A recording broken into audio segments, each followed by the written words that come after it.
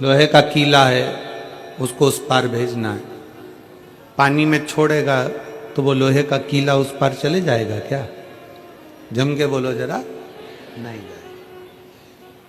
चतुर क्या करेगा कि उस लोहे के कीले को लकड़ी में ठोक देगा, नाव में ठोक देगा, और लकड़ी में नाव में जैसे ही लोहे का कीला ठोका, फिर लकड़ी को पानी में छोड़ा और लकड़ी पार उतर गई, वो लोहे का कीला भी पार उतर गया।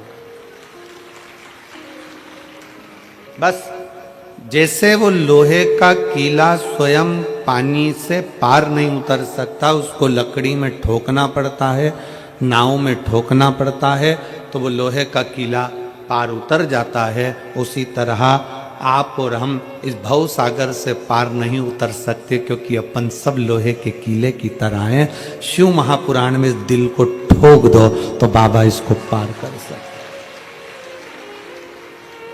शिव महापुराण में इस मन को, इस चित्त को, इस हृदय को लगा लो। शिव महापुराण में इस चित्त को, शंकर की कथा में, भगवान शंकर के एक लोटा जल में, भगवान शंकर के अनुमोदन में, भगवान शंकर की भक्ति में इसको रमा दो। और जिस दिन ये मन, हृदय शंकर की भक्ति में लग गया, समझ लेना कि शिव तुमको मिल गया।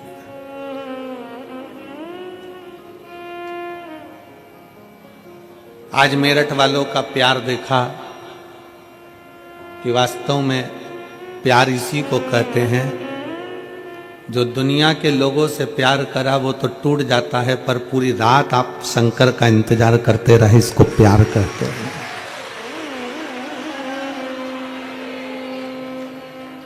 इस कपकपाती हुई ठंड में लोग अपने घर में हीटर में रहते हैं, बहुत ढक कर रहते हैं, कमरे से, घर से बाहर नहीं निकलते।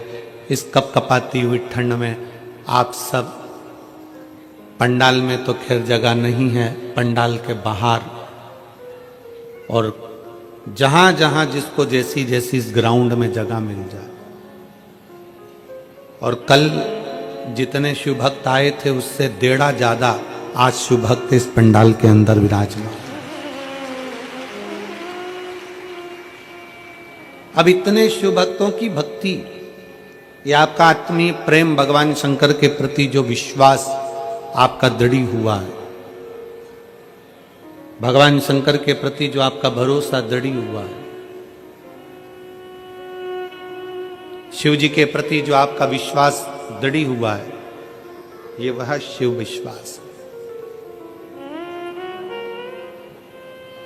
कितना प्रेम, कितना प्यार।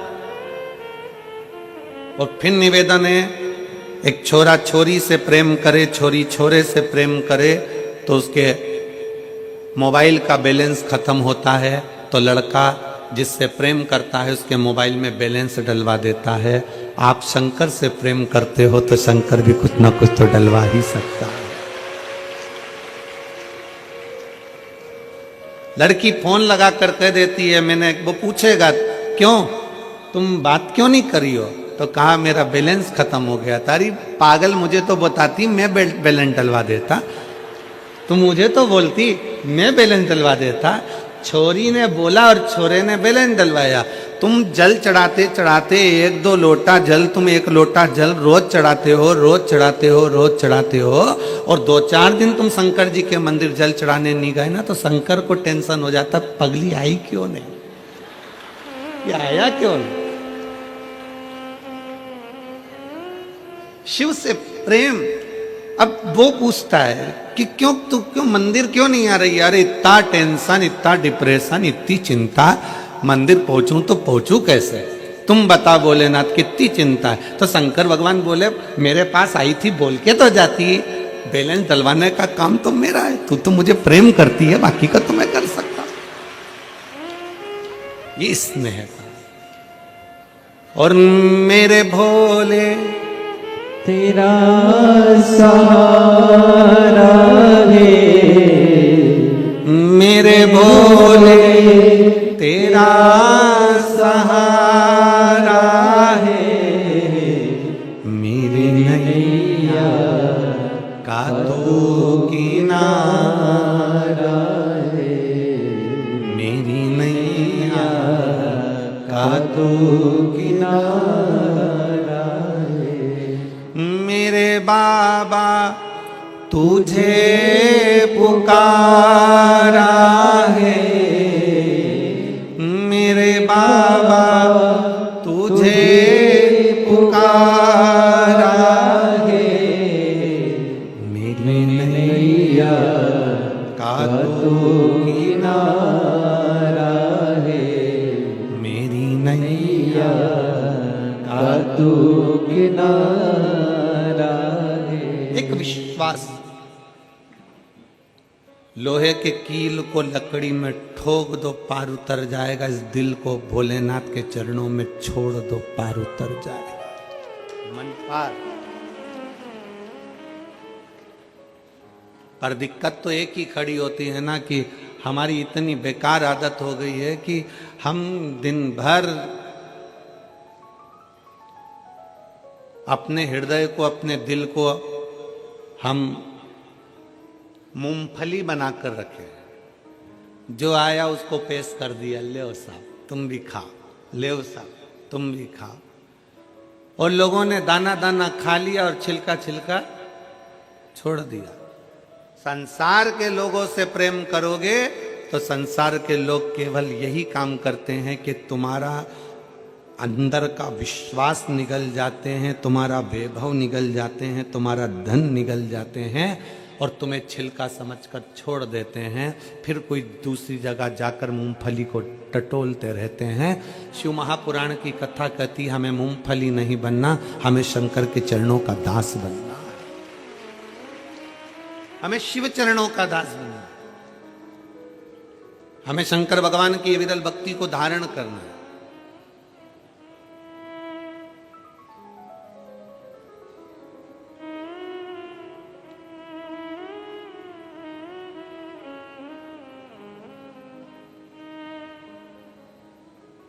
कल हम जब यहाँ से गए तो नीचे उतरे तो आस्था परिवार के कहीं प्रमोद जोशी जी बोले होंगे धीरज जी को, धीरज जी और आदिक सब लोग आए और कहा कि गुरुजी ऐसा ऐसा है। तो हमने कहा कथा तो बढ़िया चल रही है, कोई दिक्कत नहीं, रत्ती भर भी चिंता नहीं है। तो खूब अलमस्त होके खिचड़ी सामने आ रही है, खा रहे हैं, मूंगफली खा रहे, लड्डू खा रहे, पेड़ा खा रहे। जितना तो बारातियों को सुख नहीं उतना शिव पुराण के श्रोताओं को सुख है। खुद तो खाते हैं, दूसरे को भी खिला देते हैं। बोलो सही है कि गलत है? पर गुरुजी ऐसा ऐसा चला।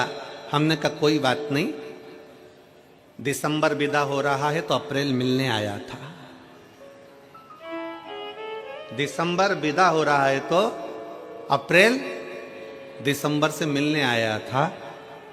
जब लाइव शिव महापुराण की कथा आस्था चैनल पर बहुत शान से चल रही है और दुनिया के लोग अगर कुछ थोड़ा बहुत डाल दिए हैं तो हमने कहा वो तो अप्रैल फूल मनाने के लिए दिसंबर में आए थे, दिसंबर की विदाई करने के लिए अप्रैल मिलने आया था।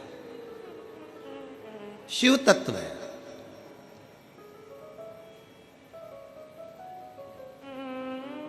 शंकर है।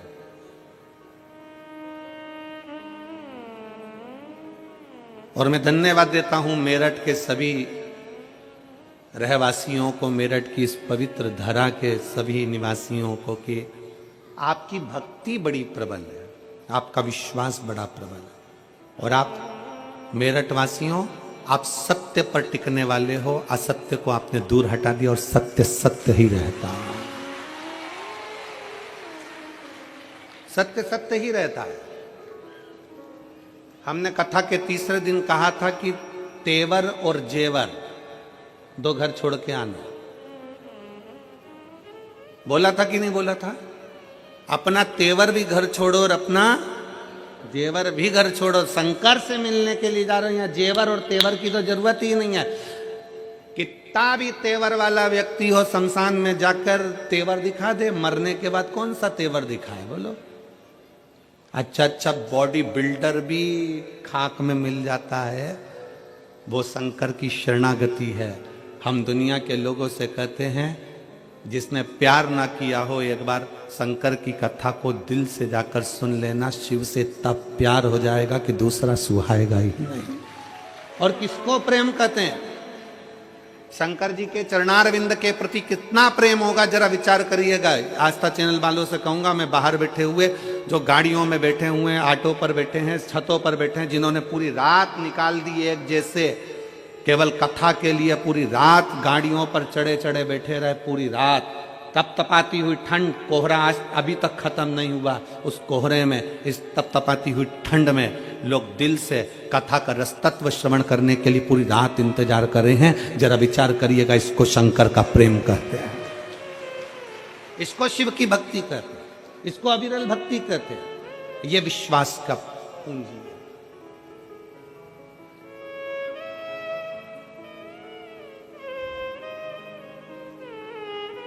आप और हम भगवान शंकर की अविरल भक्ति में इस चित्त को, इस मन को, इस भाव को अपना उस भगवान कृष्ण के चरण में ले जाकर छोड़ो।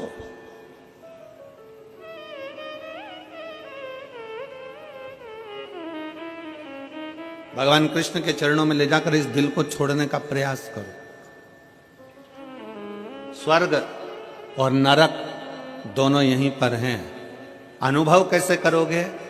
गलत व्यक्ति की संगति में बैठ रहे हो, किसी बेवड़े की संगति में बैठ रहे हो, किसी मदिरा पीने वाले की संगति में बैठ रहे हो, गाली देने वाले की संगति में बैठ रहे हो, कोई झूठ बोलने वाले की संगति में बैठ रहे हो, कोई प्रपंच करने वाले की संगति में बैठ रहे हो, तो समझ लेना कि तुम नरक में बैठ रहे हो।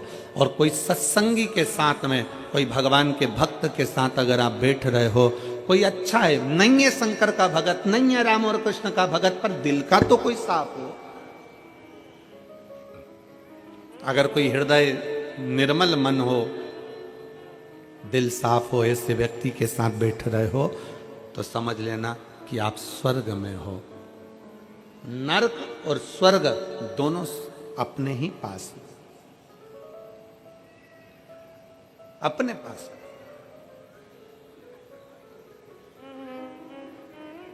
परिवार में जो संबंध नहीं होता ना, परिवार में जो रिश्ता नहीं होता ना, 7 दिन की कथा में लोग अलग अलग आकर बैठते हैं, अलग अलग लोग बैठते हैं, पहचान भी नहीं रहती, जानते भी नहीं है, पहचानते भी नहीं है, और कथा में जाकर बैठ जाते हैं। आपस में इनका इतना प्रेम हो जाता है, इतना प्रेम हो जाता है कि भोजन भी एक साथ करते हैं, चाय भी एक साथ पीते हैं, लड्डू तिल्ली का भी एक साथ खाते हैं, और बिस्कुट भी एक साथ खाते हैं, और पानी भी एक साथ पीते हैं। इतना प्रेम हो जाता है कि जब 7 दिन की शिव पुराण की कथा हो जाती है तो एक दूसरे को फोन लगाकर पूछते हैं, कैसे हो, बढ़िया हो, आनंद हो। ये संबंध है शंकर का, इसी को कहते स्वर्ग। ये स्वर्ग है। और किसी किसी के तो घर में 10 लोग रह रहे हैं, इधर बड़ी बहू रह रही, छोटी बहू रह रही, मंजली बहू रह रही, सास रह रही, ससुर रह रहा, ननंद रह रही, परिवार में सब रह रहा है। उसके बाद भी घर में इतना क्लेश, घर में इतना क्रोध, घर में इतना अपशब्द, घर में दिन भर गालियां, गलत गलत व्यसन, मदिरा का पान, कहीं गलत गलत सोच, गलत गलत विचार। तो तुम्हारा घर कैसा भी हो, फिर भी वो नरक से कम नहीं है। स्वर्ग वाला घर वो होता है जिसमें आप प्रेम से बोल रहे होते हो। स्वर्ग वाला घर वो होता है जिसमें आप प्रेम से रह रहे होते। और आज शिव महापुराण की कथा में आप सबसे निवेदन है, संक्रांति पर किसी को तिल्ली का लड्डू खिलाओ ना खिलाओ, संक्रांति पर किसी का मुंह मीठा कराओ ना कराओ, पर इतना याद जरूर रखना कि संक्रांति पर अपनी जीवान से थोड़ा सा मीठा बोल लेना, तो किसी का मुंह मीठा हो जाएगा। अपनी जिह्वा से मिठास परोसिए, अपनी जिह्वा से मीठा देने का प्रयास करिए।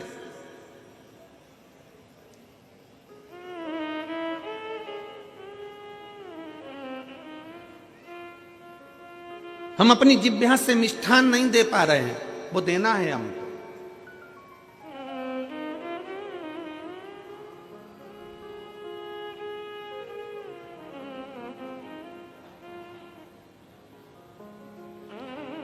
एक महाराज जी ने कथा में पूछ लिया, स्वर्ग कौन कौन जाना चाहता? सब ने हाथ उठा दिया महाराज जी के कहने पर, जितने बैठे थे सब।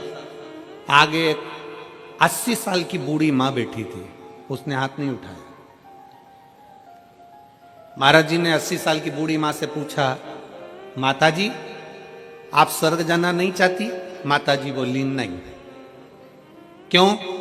महाराज जी मैं स्वर्ग जाके क्या करूंगी? क्या करूंगी? अगर मेरी ये पड़ोसन सुधर जाए ना तो मेरा मोहल्ला वैसी स्वर्ग हो जाए। स्वर्ग हमारे नजदीक में, स्वर्ग हमारे घर में, स्वर्ग हमारे परिवार में, स्वर्ग हमारे अपने कुल के अंदर, अपने घर के अंदर, अपने परिवार में स्वर्ग समाया हुआ है। बस मीठी वाणी से स्वर्ग है, मीठे शब्दों से स्वर्ग है। लड्डू बनाया तिल्ली का, गजक बनाई तिल्ली की, खूब शक्कर मिलाई, खूब गुड़ मिलाया, खूब प्रेम से तुमने लड्डू बनाया। पर कई कई घर ऐसे हैं कि लड्डू बनाने में भी कड़वी वाणी का प्रयोग हो जाता। लड्डू तो बन रहा है पर आपस में इतना झगड़ा चल रहा है कि लड्डू में भी वो वाणी का असर आ गया। जिसने खाया खाते सी गालियां देना चालू, ट्रांसफर हो गया, लड्डू में ही गाली ट्रांसफर हो गई।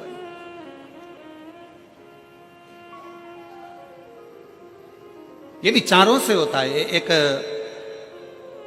राजा को रात भर नींद नहीं आती थी, बड़ा बेचैन रहता था, बड़ा बेचैन। पूरी रात कर्मठ बदलता रहता था राजा, पूरी रात। और राजा पूरी रात कर्मठ बदलता।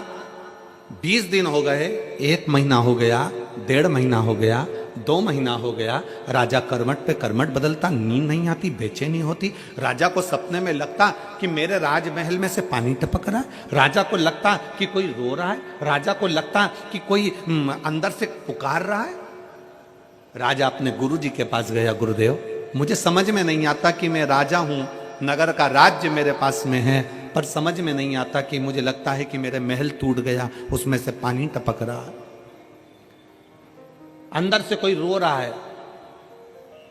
भोजन करता हूं, चित्त नहीं लगता, बेचैनी होती है, अंदर से बहुत बेचैन हूं। गुरुजी ने पूछा, घर में सब ठीक तो हैं? हाँ, राजघराने में तो सब ठीक है, पर मुझे ऐसा क्यों हो रहा है?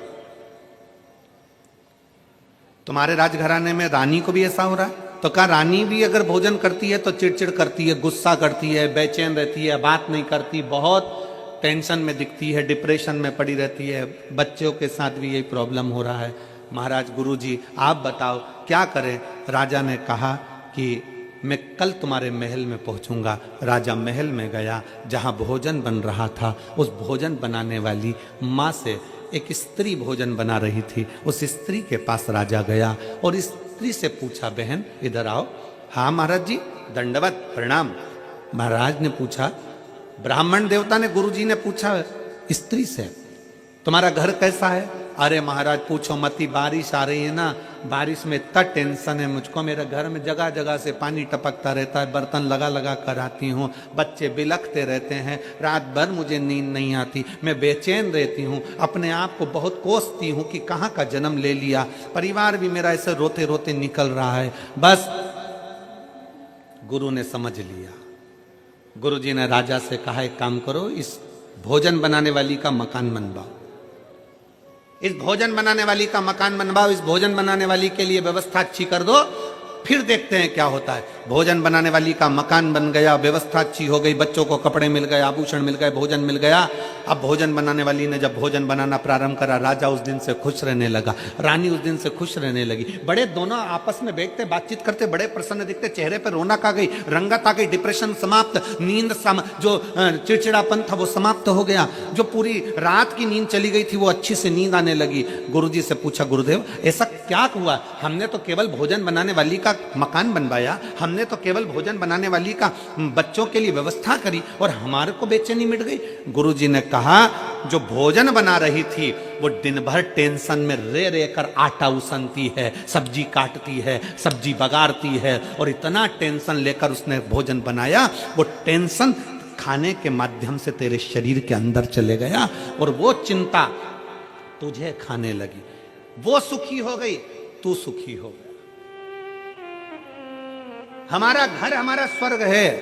घर में बहू भोजन बनाने वाली, घर में काम करने वाला व्यक्ति, घर में रहने वाला व्यक्ति हमें अपना घर ऐसा नहीं बनाना कि झाड़ू लगाने वाली आई वो पूरे मोहल्ले का टेंशन हमारे घर में छोड़कर चली गई, बर्तन वाली आई वो पूरे मोहल्ले का टेंशन हमारे घर में छोड़कर चली गई, वो सब्जी भोजन बनाने वाले आया हमारे घर में पूरा टेंशन देकर चले गया। भोजन बनाने वाले से भी बात करो तो ऐसी बात करना भैया प्रसन्न चित्त में भोजन बनाना, मुसद्दी लाल जैसे नहीं।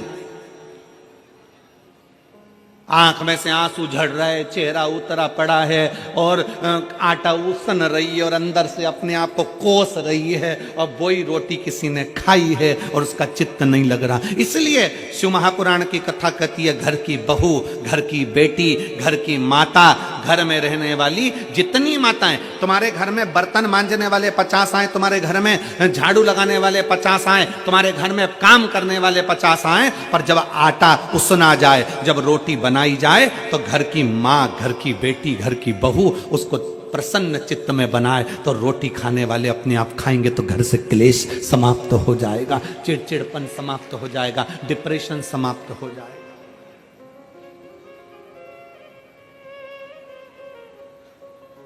करिए, मना नहीं है।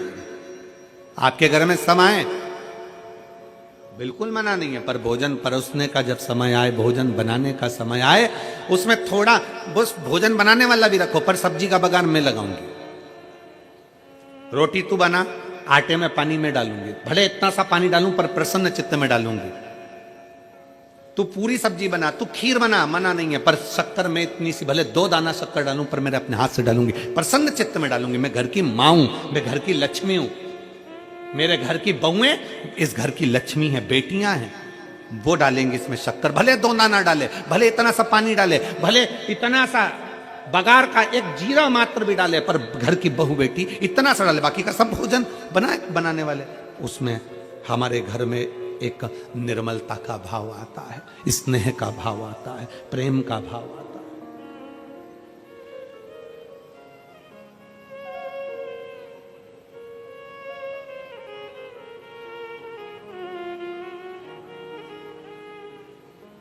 और जहां प्रेम होता है ना, वहां कुछ भी खिला दिया जाए ना तो भी लोगों को बड़ा आनंद आता है। प्रेम जहां पर है वहां कुछ भी खिलाया गया लोगों को आनंद आया। जहां प्रेम ही नहीं है, 56 भोग भी लाकर रख दिए, इसमें सीधे अक्रूर जी का चरित्र आता है।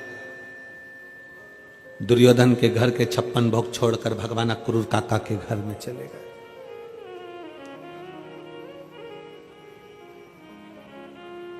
कौन? अक्रूर।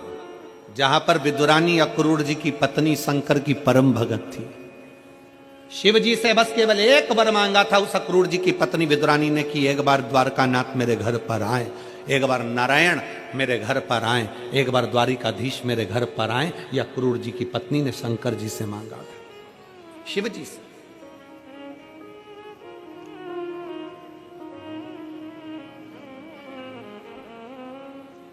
और दुर्योधन के मेवा त्यागे, साग विदुर घर खाई,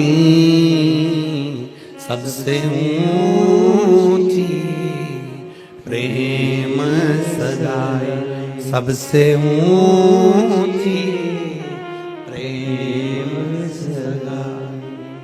दुर्योधन के घर के मेवा त्याग कर भगवान कृष्ण द्वारकाधीश अक्रूर काका के घर पर आ जाते हैं। अक्रूर जी की यहाँ बिठाने के लिए नहीं था पलंग, नई पलंग बनी की बनी रह गई, टूटी पलंग पर अक्रूर जी की पत्नी ने भगवान को बिठा दिया।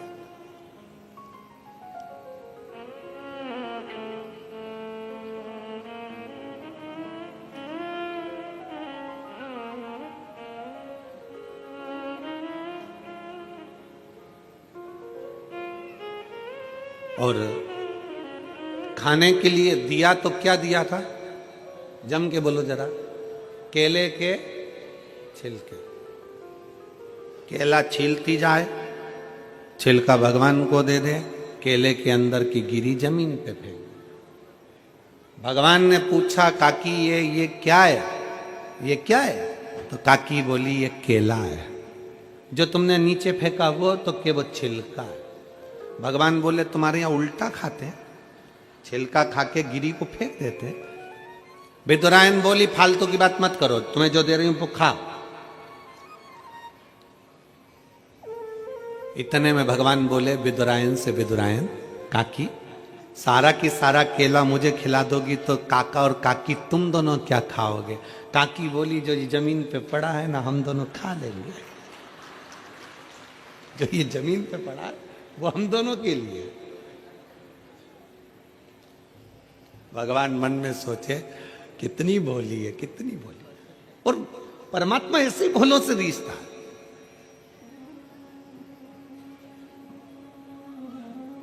भगवान रीझता भी ऐसो सही है।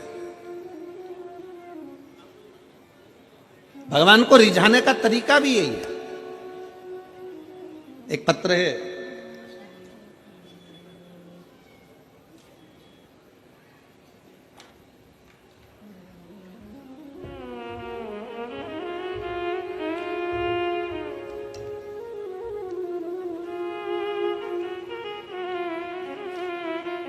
मेरा नाम अदिति ऋषि शर्मा है, मैं मेरठ की रहने वाली हूँ। मेरा मोबाइल नंबर ये है, कहीं बैठी हो तो हाथ हिला सकती है। मेरा नाम अदिति ऋषि शर्मा है, मैं मेरठ की रहने वाली हूँ। मेरा मोबाइल नंबर ये है।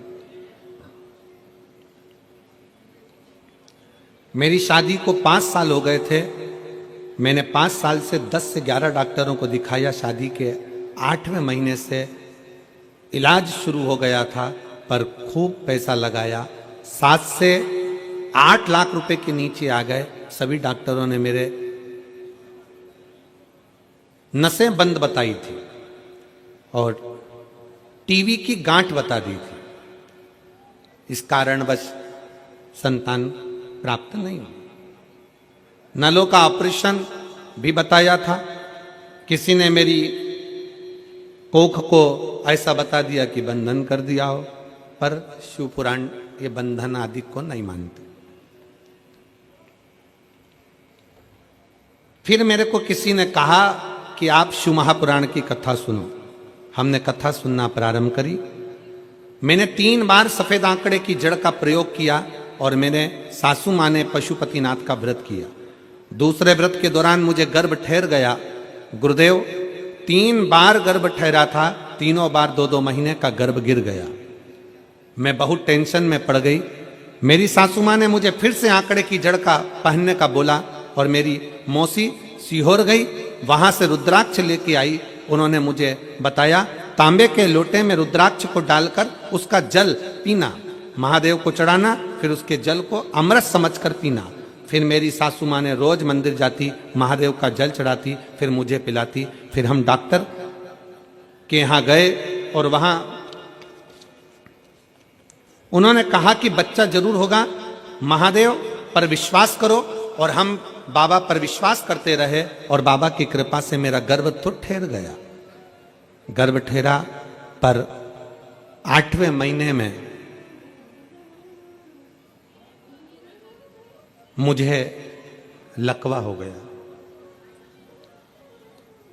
8वें महीने में मुझे लकवा हो गया और लकवा होने के कारण बस मैं लकवे की दवाई लेने लगी। बच्चे पर असर पड़ेगा ये डॉक्टर बोले। बड़ी टेंशन हो गया। 8वां महीना निकला। बाबा का नाम लेकर बच्चे को गर्भ में रखा और बाबा का नाम लेकर बच्चे का ऑपरेशन द्वारा जन्म हुआ। डॉक्टर कहे थे कि इस बच्चे पर असर पड़ेगा, पर पूरी जांचों में बच्चा स्वस्थ जन्म लिया। मैं बाबा को यहाँ प्रणाम करने के लिए आई हूँ। हमने बच्चे का नाम अथर्व रखा है क्योंकि शिव जी का पुत्र है, शंकर जी ने दिया है। मैं बाबा को प्रणाम करने के लिए आई हूँ। एक लाइन अच्छी लिखी है आप और हम गुनगुनाते हैं। एलईडीओं पर चल रही होगी, आस्था चैनल पर चल रही होगी, आप लोग भी गुनगुनाएं साथ में। जब से तेरा गुलाम हो गया, तब से मेरा भी नाम हो गया। जब से तेरा गुलाम हो गया, तब से मेरा भी नाम हो गया। वरना औकात क्या थी मेरी, सबसे बढ़िया है सबसे खरी। भोले बाबा तेरी नौकरी सबसे बढ़िया है सबसे खरी। तेरे दरवाजे की चाकरी सबसे बढ़िया है सबसे खरी। लकवा होने के बाद भी बाबा पर भरोसा कर कर, शिव के एक लोटे जल पर भरोसा, किसी व्यक्ति पर नहीं।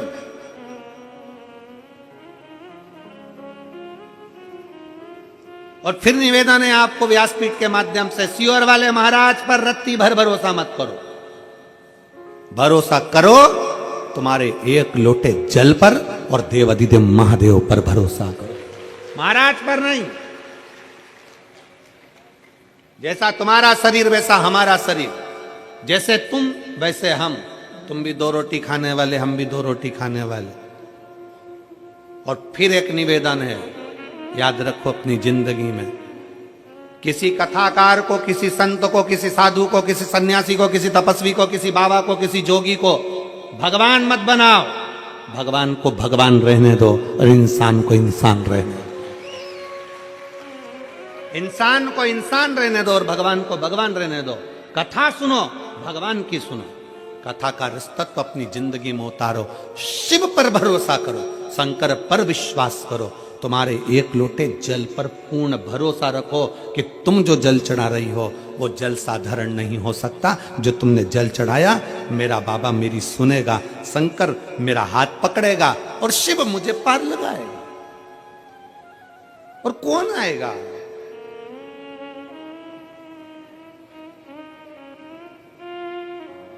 कौन?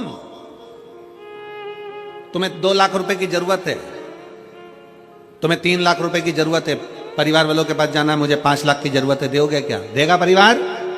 जम के बोलो जरा। नहीं। वही 2-3 लाख रुपए के लिए तुम तुम्हारे महाराज के पास जाना, महाराज जी 2-3 लाख रुपए दोगे क्या? नहीं। फिर किसी के पास जाना, तुम दोगे क्या? नहीं। वो 2-3 लाख रुपए कहीं से नहीं मिलेंगे। आपको अपना कर्म प्रबल करना पड़ेगा, अपनी मेहनत प्रबल करना पड़ेगी, अपना परिश्रम प्रबल करना पड़ेगा, अपने बल को बढ़ाना पड़ेगा और लगनता से काम करना पड़ेगा। शंकर को एक लोटा जल विश्वास के साथ चढ़ाओ। दुनिया साथ देना दे, एक दिन मेरा भोले बाबा, एक दिन मेरा शंकर ऐसी कृपा करेगा कि 5 तो जाने दो, 3 तो जाने दो, ढेर लगा दे। ढेर। एक बेटी ने एक पत्र लिखा,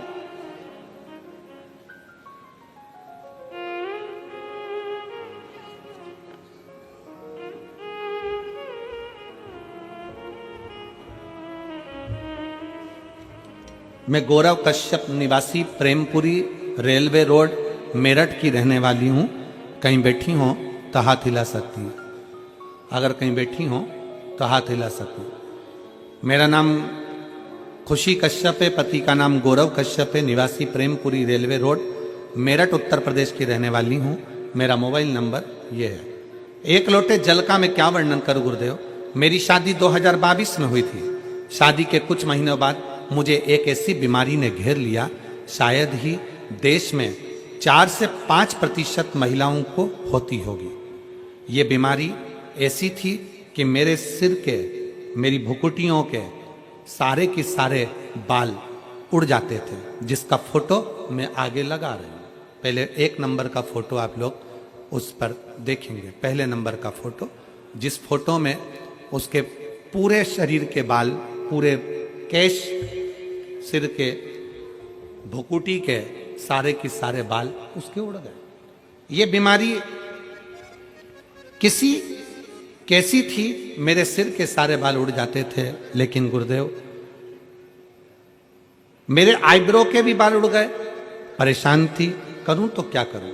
महिला की सुंदरता उसके बालों से होती है, ऐसा कहा जाता है। ऐसी बीमारी को देखकर मेरे पति, पापा, सभी परिवार वाले परेशान हो गए। मेरी बीमारी का इलाज निरंतर रूप से 1 साल तक चलता रहा। मेरठ में ऐसा कोई ही डॉक्टर छोड़ा होगा जिनके पास में इलाज नहीं करवाया हो। जो भी हम कमाते वो सब डॉक्टरों के पास में चला जाता, लेकिन इतना इलाज होने के बाद भी कोई परिणाम नहीं मिला।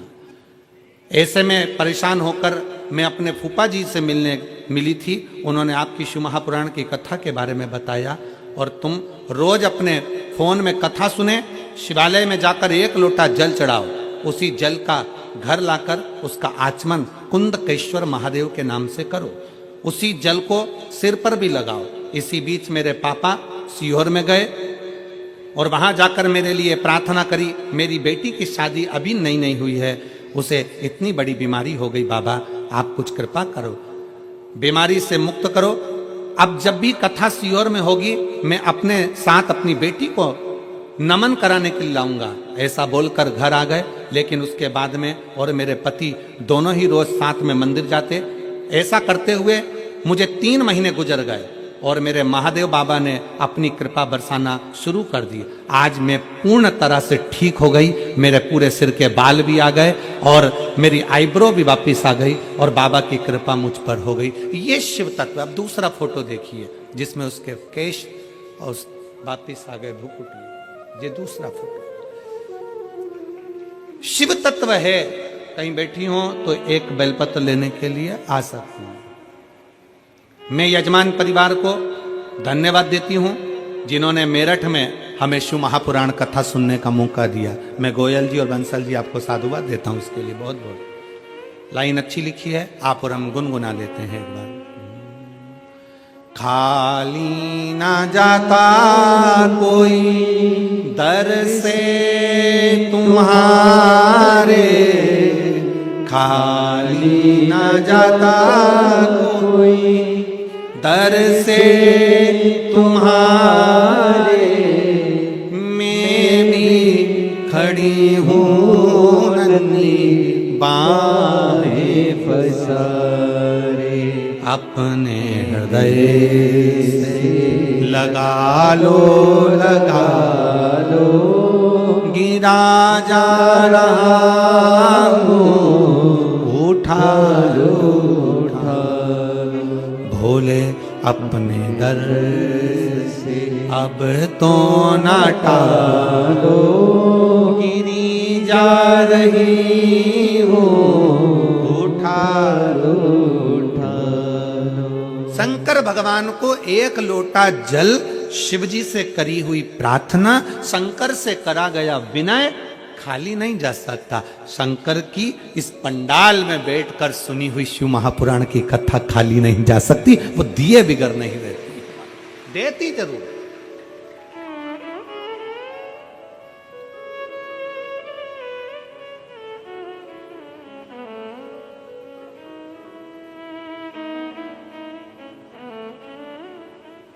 हम आपसे पूछें, अगर मान लो हम तो आपको कभी मिले नहीं, कभी आपसे पर्सनल हमारी कोई बात नहीं होती, मिलना हुआ कभी आपसे? नहीं, कहीं आपसे मिलना जुलना कहीं नहीं हुआ। टीवी के माध्यम से, कथा के माध्यम से आप लोग कथा में आते हैं, कथा के पंडाल में पहुंचते, ना आप हमें मिले ना हम आपको, केवल कथा। जब कथा आपको हमसे जोड़ सकती है तो इतना विश्वास मानकर चलना कि कथा शंकर से भी जोड़ सकती है, शिव से भी जोड़ सकती है। श्रीमद् भागवत कथा किस किस ने सुनी है? हाथ उठाओ जरा। सबने सुनी है भागवत जी? रख लो, वापिस दल लो। भागवत में सुना? रुक्मणी जी कभी भगवान कृष्ण से मिली थी क्या? जम के बोलो जरा। नहीं। भगवान कृष्ण कभी रुक्मणी से मिले थे? नहीं, कभी नहीं मिले। बस रुक्मणी जी अपने पिता भीष्मक जी के पास में बैठती थी और कोई राजभवन में आता था राजा भीष्मक के पास, तो वहां आकर कहते थे हमने द्वारकानाथ के बारे में ऐसा सुना है, हमने कृष्ण के बारे में ऐसा सुना है, हमने कृष्ण के बारे में ऐसा सुना है। रुक्मणी जी ने मन से कृष्ण को वर लिया, ऐसा वरा रुक्मणी जी ने भगवान कृष्ण को वर लिया और रुक्मणी जी ने भगवान कृष्ण को अपना पति मान लिया। अब पति मान लिया तो भगवान कृष्ण को रुक्मणी को लेने आना ही पड़ा, क्योंकि रुक्मणी जी ने कृष्ण को वर लिया था। वर लिया, कृष्ण को अपना मान लिया। मैं बंसल परिवार, गोयल परिवार दोनों को धन्यवाद देता हूं। गोयल जी आपको भी धन्यवाद देता हूं। कहीं माता रानी की, वैष्णो देवी की कहीं आप पर कृपा होगी। उन्होंने ही आपको ध्वजा हाथ में देकर कह दिया होगा कि जाओ शंकर की कथा का रसतत्व ग्रहण करना है, मेरे प्रभु की कथा है रसतत्व। तो भगवान ने आपको यजमान पद दिया। मैं बंसल जी आपको धन्यवाद देता हूं। कल हमारी चर्चा चल रही थी तो बंसल जी बता रहे थे कि हमारी धर्म पत्नी बाबा की कथा में इतनी लीन रहती कि हम दोपहर में 2 बजे भोजन करने आते थे तो पहले कह देती थी जरा रुक जाओ, 1-1.5 घंटे बाद मैं भोजन दूंगी, कथा चल रही है। हमने उसकी कथा की रुचि को देखते देखते अपने घर पर 5 बजे के बाद आना प्रारंभ करा भोजन करने के लिए, क्योंकि वो कथा में लगी रहती। फिर उन्होंने जिद करा कि हरिद्वार में कथा हो रही है महाराज, हमको लेकर चलो। पर कोई घर में कार्य आ गया था जिसके कारणवश अम्मा नहीं पहुंचे।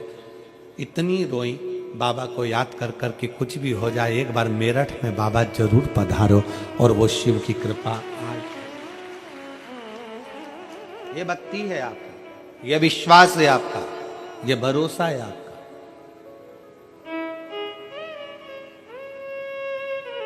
कल एक गलत मैसेज लोगों के बीच में डाल दिया गया कि भगदड़ हो गई, ये हो गया, वो हो गया। गलत मैसेज लोगों का। जितने शिव भक्त बैठे थे उन सब के घरों से लोगों के पास में फोन आया, जब उन्होंने दिल से कहा कि हम तो कथा सुन रहे हैं, पंडाल में बैठे हैं, खूब तिल्ली का लड्डू खा रहे हैं, बाबा का गुणगान गा रहे हैं, कोई कमी नहीं, कोई कमी नहीं। और मैं आप सबसे पूछूं, ईमानदारी की बात बताना, सत्य की मूर्ति शिव के सामने बैठे हो, रत्ती भर तकलीफ आई है कहीं? दोनों हाथ उठाकर बोलो एक बार, कहीं रत्ती भर तकलीफ आई? खूब प्रेम से भोजन हुआ, भोजन भंडारा कैसा बनाया जजमानों ने? अच्छा बनाया। भक्तों ने, मेरठ के जितने भक्त हैं उन लोगों ने भी आकर कुछ तो प्रसादी पवाई होगी आप लोगों को, अच्छा लगा ना? दोनों हाथ उठाकर एक बार भाव से हर हर महादेव। प्रशासन ने कितनी जोरदार व्यवस्था करी, और दोनों हाथ उठाकर ताली बजाकर साधुता दीजिए पूरी प्रशासन के लिए, धन्य। इसको कहते हैं। और उसके बाद भी बस केवल बात वो नहीं है, बात जो भगदड़ की फैलाई गई वो इसलिए फैलाई गई क्योंकि उसके घर के लोग अंदर नहीं बैठ पा रहे थे। दिक्कत तो वहां अड़ी पड़ी थी ना, कि जेवर और तेवर घर नहीं छोड़ के आए, तकलीफ तो वहां अड़ी पड़ी थी। शिव तत्व में शंकर की भक्ति है। और मेरी जीजियों और मेरे जीजाओं, मेरी बेटियों, मेरे बेटाओं, इतना विश्वास तो हम भी शंकर पर करते हैं कि मेरा ये कथा किसी इंसान की नहीं है, ये कथा उस ओगड़दानी की है, ओगड़नाथ की है। इंसान की कथा होती ना तो हम कह सकते थे, पर भगवान की कथा पर इतना भरोसा तो लेकर बैठते हैं कि वो बाल बांका नहीं होने देता। वो शिव है, वो शंकर, वो घड़ी है। गलत सोच, गलत विचार, गलत दृष्टि। और तुमने दिल से सुना है, ए मेरठ के भक्तों, शिव भक्तों, पूरे पंडाल में, पूरे ग्राउंड में कहीं पांव रखने की जगह नहीं, रोडों पर लोग बैठे हैं। उस शिव भक्ति को देखो कि तुमने दिल से सुना है। शायद मैं यहाँ के पुलिस प्रशासन को भी एक बात जरूर कहूँगा कि आपके नगर में बहुत कार्य हुए होंगे और आपकी ड्यूटी भी बहुत लगी होगी, पर ऐसे शिव भक्तों को आपने रात भर ठंड में कांपते हुए और शिव पुराण की कथा का इंतजार करते नहीं देखा होगा। ऐसे शिव भक्त नहीं देखे होंगे जो ठंड में इंतजार कर रहे हैं कि सवेरे 8 बजेगी, 8 बजे मुझे कथा में बैठना है, 8 बजे मुझे कथा सुनना है, और सब अपनी अपनी झोली पसार कर आखिरी दिन की कथा श्रवण कर कर जाते हैं। और ये विश्वास है हमारा कि 3 महीने में तुम्हारा पत्र इस व्यासपीठ पर आता ही है। विश्वास के साथ सुनते हो, भरोसे के साथ सुनते हो, दृढ़ता के साथ सुनते हो। शिव कथा को अपने दिल में रखो, अपने हृदय में। यहां सुनी, यहां से निकाल दी, बच्ची कुची कपड़ा में झटकार दी ना। शंकर की कथा सुनने के लिए आए हो तो दिल रखकर, और वैसे तो आप सब इतने भाव रखकर। अगर भाव नहीं होता तो रात भर ठंड में कौन कांपता है? रात भर ठंड में कौन बैठता है? आपका विश्वास दृढ़ था, आपका भरोसा पक्का था, इसलिए शंकर जी की इस अविरल कथा को आप श्रवण कर। और खाली ना जाता कोई, सब बोलो जितने पंडाल में बैठे हो, दर से खाली ना, दर से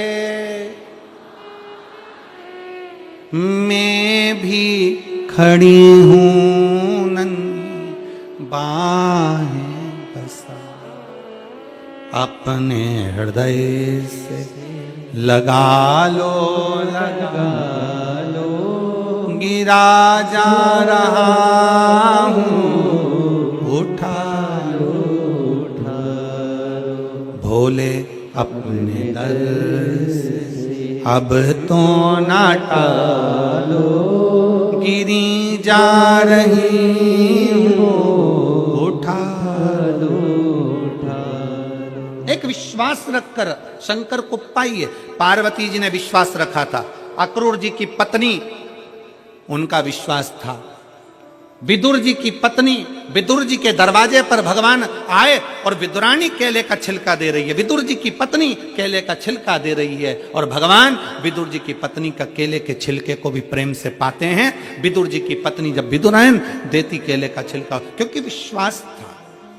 रुक्मणी जी से भगवान कृष्ण कभी नहीं मिले, भगवान कृष्ण से रुक्मणी जी कभी नहीं मिली, पर रुक्मणी ने अपने कथा में सुन रखा था कि कृष्ण ऐसे हैं, उनको पाने की ललकता बढ़ गई। कथा जब इंसान तक पहुंचा सकती है तो कथा तुम्हारे मन की बात शंकर तक भी पहुंचा सकती है, उससे कह सकती है। किसी आडंबर में नहीं जाना, किसी के भरोसे नहीं रहना। हम तो बाबा के भरोसे चलते हैं, भोले बाबा के भरोसे चलते हैं। ये दुनिया वाले जलते हैं, अंगलकारी शमशान वासी हमारा, शमशान वासी हमारा। ओ भोला सब दुख काटो हमारा, ओ भोला सब दुख काटो हमारा।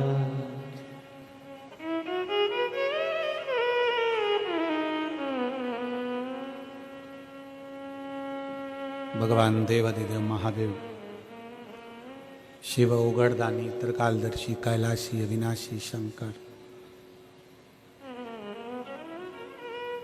एक अक्षत का दाना एक विश्वास से शिव अपने हो जाते। रुक्मणी जी ने भगवान कृष्ण की कथा सुनी तो कृष्ण उनको मिल गए। शिव महापुराण की कथा सुनना मतलब शंकर को अपना बना लेना और अपन शंकर के हो जाना। हम शिव के हो जाएं और शिव हमारे हो जाए।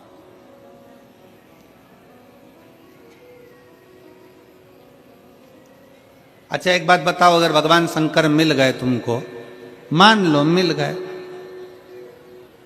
तो तुम शंकर जी का हाथ पकड़ोगी कि शंकर जी तुम्हारा हाथ पकड़ेंगे? हैं? शंकर जी हाथ पकड़े अपना, अपन तो एक लोटा जल पकड़े और भोलेनाथ अपना हाथ पकड़े। अपन शंकर का हाथ पकड़ेंगे। 13 जनवरी से कुंभ का मेला प्रारंभ हो रहा है।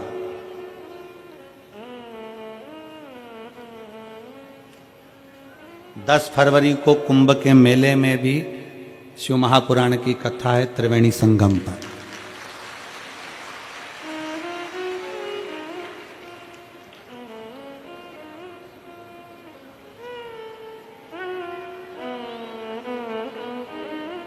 कुंभ का एक नजारा तो तुमने मेरठ में ही देख लिया। आ जाओ।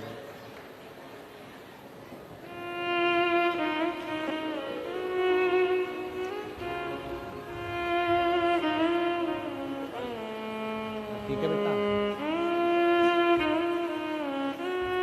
मालाना प्रारंभ हो गया।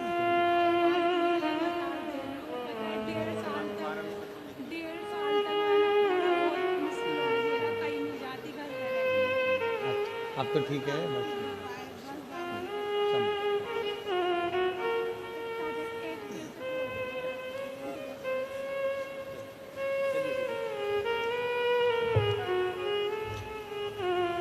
इस बेटी के पूरे भुकुटी के बाल, सिर के बाल सब चले गए थे बीमारी में। 1.5 साल से इलाज करा करा कर थक गई थी। तब आखिरी में शंकर का एक लोटा जल सारी समस्या का शिव का। तो 13 जनवरी से कुंभ का मेला प्रारंभ हो जाएगा। 10 फरवरी से 16 फरवरी तक कुंभ के मेले में 7 दिन। प्रयागराज में अभी तक 7 दिन की कथा प्रयाग वालों को नहीं मिली थी, जो इस साल महाकुंभ के अवसर पर 10 फरवरी से 16 फरवरी तक मिली है।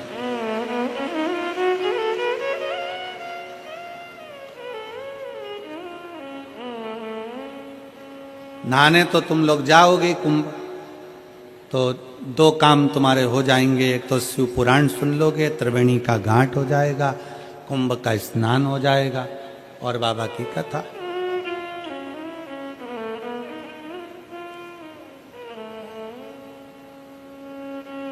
अब कुंभ के मेले में जाओ तो बच्चा तुम्हारा हाथ पकड़ा है और तुम बच्चे का हाथ पकड़े हो, दोनों में अंतर है।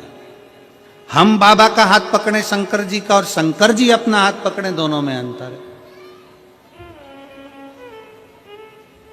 हम शंकर जी का हाथ पकड़ेंगे तो हो सकता है कि भीड़ में हाथ छूट जाए, पर जब बाप अपने बच्चे का हाथ पकड़ता है तो कितनी भी भीड़ हो छूटने नहीं देता।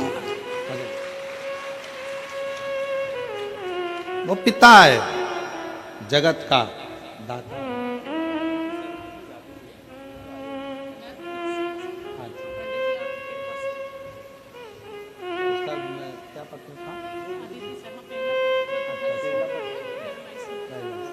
अभी वहाँ नहीं है, उनको एक पत्र, एक बेल पत्र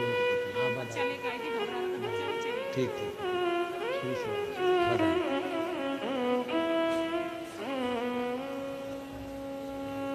हम अपना हाथ भगवान शंकर को पकड़ा दें, हम शिव के हो जाए और शिव हमारा।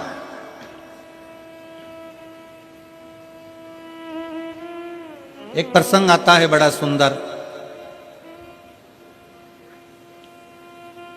विनायक का सिर कट गया था और पार्वती जी गंगा जी से प्रार्थना करती हैं कि गंगा तू मेरी बड़ी बहन है,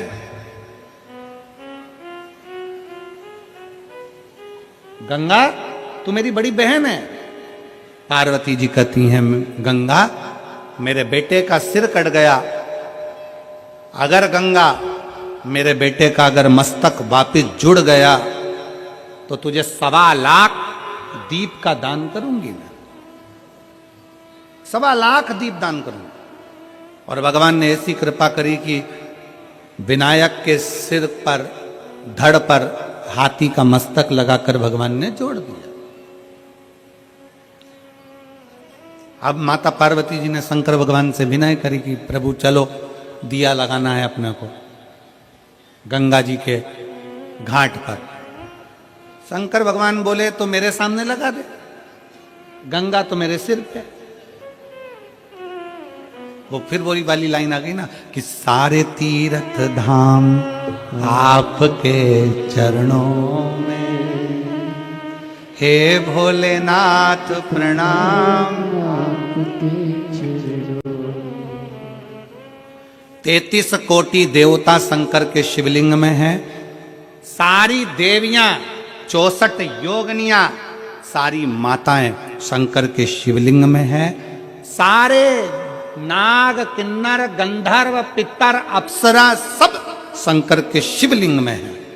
सारे ग्रह राहु केतु शुक्र शनि सब शंकर के शिवलिंग में है। एक लोटा जल जब हम शंकर जी को चढ़ाते हैं तो हमें कहीं जाने की जरूरत नहीं पड़ती। सारे तीर्थ धाम आपके चरणों में। हे भोलेनाथ प्रणाम।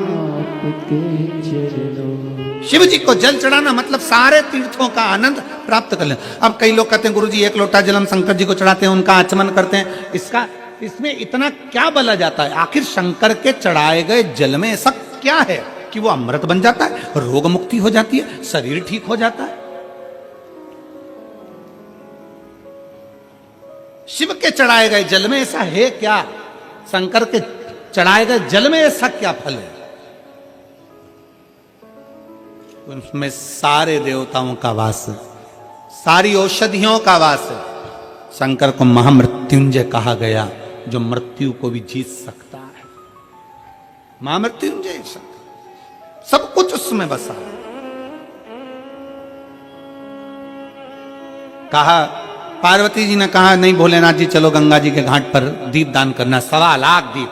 शंकर भगवान के चल। पार्वती जी बोली गणेश जी को भी लेके चलना है, क्योंकि दीप दान तो उसी के लिए, उसको भी लेकर। गणेश जी को बिठा दिया दूर, गंगा जी बह रही इधर, शंकर जी को बिठाया उधर। शंकर जी से कहा तुम दिया लगा लगा के दो, मैं छोड़ती जाती हूं। दीपदान करने का नियम होता है, जहां दिया बहकर जाता है ना उधर देखकर दिया नहीं छोड़ा जाता। जहां से नदी बहकर आ रही है ना, अगर नदी इधर से आ रही है तो दीपदान करने के लिए हमें उधर मुंह करना पड़ता है, नदी की ओर। जहां बहकर जा रहा है उधर नहीं देखते, जहां से बहकर आ रही है उधर देखकर दिया छोड़ा जाता है।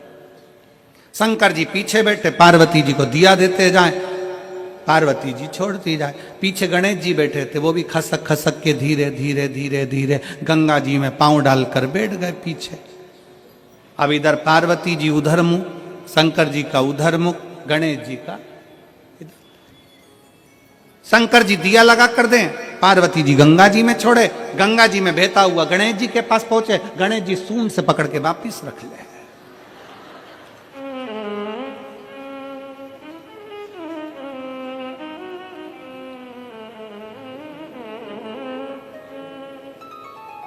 बच्चों की आदत होती है, मम्मी सारे घर का कचरा उठाकर, कबाड़ा उठाकर पीछे डाल कर आती है और बच्चे खेलने जाते हैं और वही कबाड़े को वापिस बीन के घर में लिया, वही कबाड़ा। बच्चों की आदत है।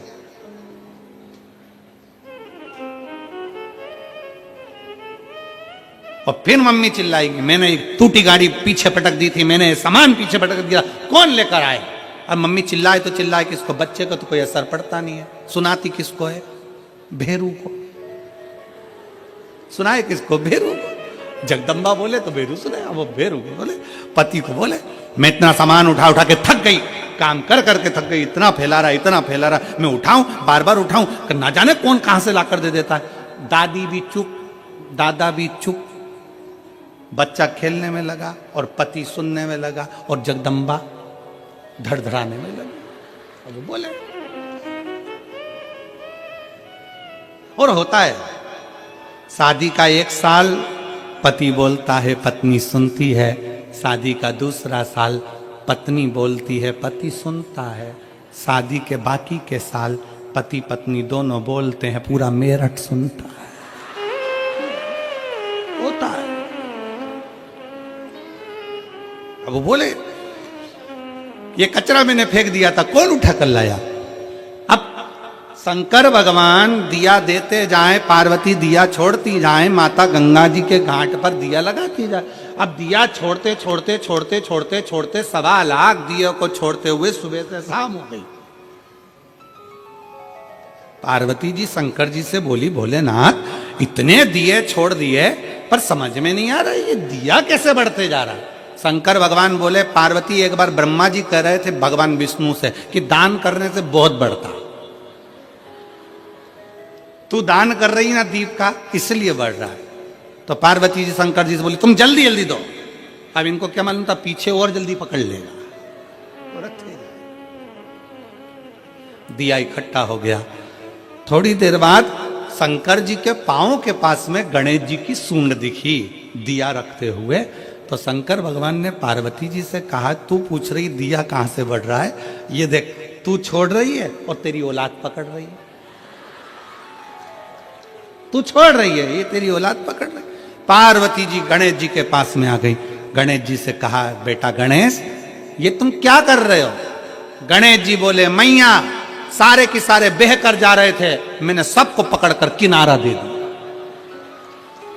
सबको पकड़ा किनारा दे दिया। पार्वती जी गणेश जी से बोली रे गणेश इस संसार सागर में भव सागर में कितने बह कर जाएंगे तो किस किस को किनारा देगा। गणेश जी कहते हैं माँ जो एक बार शिव महापुराण की कथा में आ गया ना उसको तो मैं हाथ पकड़कर किनारा दे दूंगा, हाथ पकड़कर किनारा दे दूंगा। ये शिव महापुराण की कथा है जिसका इंतजार स्वयं गणेश जी करते हैं, रिद्धि सिद्धि स्वयं चवण डुलाती है।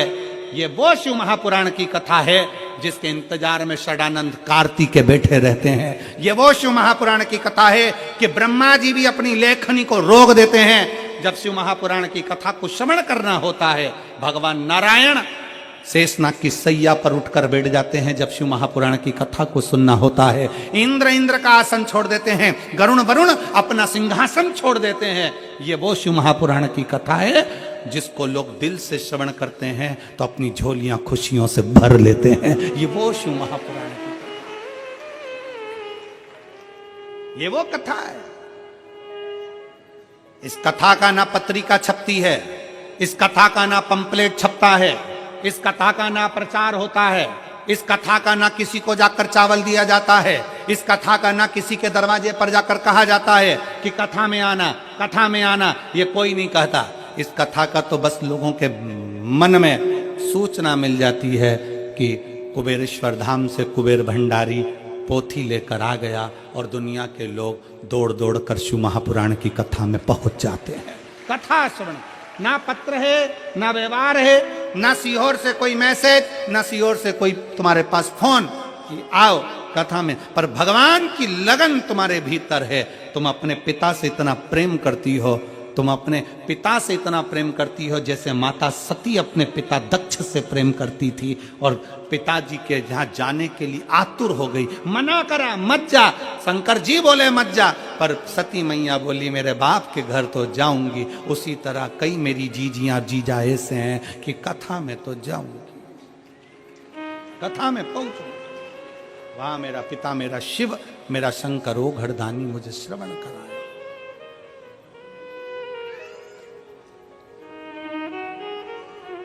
और जरूरी है जी, शिव तत्व जरूरी है। शंकर शिव महापुराण की कथा करे, ये भगवान शंकर का चरित्र कर रहा है। रुक्मणी जी का जैसे भाव भगवान शंकर को, भगवान कृष्ण को पाने का था, वैसा ही भाव आपका होना चाहिए। हम शंकर के और शंकर हमारा हो जाए। भगवान शंकर के नयन अश्रु से एक बालक ने जन्म ले लिया था जिसका नाम अंधकासुर था। अंधकासुर जन्म लेते से ही भगवान शंकर ने कह दिया इसको समुद्र में फेंक दे। पार्वती जी कहती मेरा बेटा है, आपके द्वारा प्रकट हुआ है, यह आपके द्वारा प्रकटा है, मैं इसको कैसे फेंक दूं। नहीं, पार्वती इसको फेंक दे समुद्र के अंदर। पार्वती जी बोली नहीं, मैं अपने पुत्र को नहीं फेंक सकती। पार्वती जी कहती आपके द्वारा प्रकटा है प्रभु, ये आपका पुत्र अंधकासुर है, मैं इसको कैसे फेंक दूं। पार्वती फेंक दे इसको। नहीं, मैं नहीं फेंक सकती, मैंने इसको स्वीकार करा। स्वीकार। एक पत्र है, उस पत्र में लिखा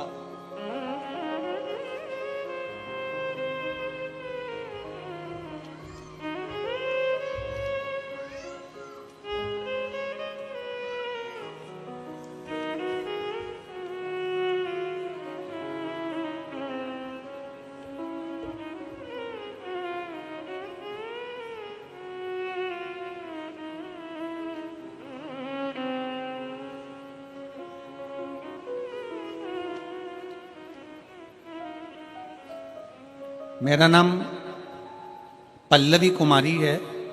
पिता का नाम पन्नालाल गुप्ता है, माता का नाम लक्ष्मी कुमारी है, भाई का नाम पुष्कर कुमार है। मेरा कहीं बैठे हों तो एक बेलपत्र लेने के लिए आ सकते हैं। इसमें गांव का नाम कहीं लिखा नहीं है।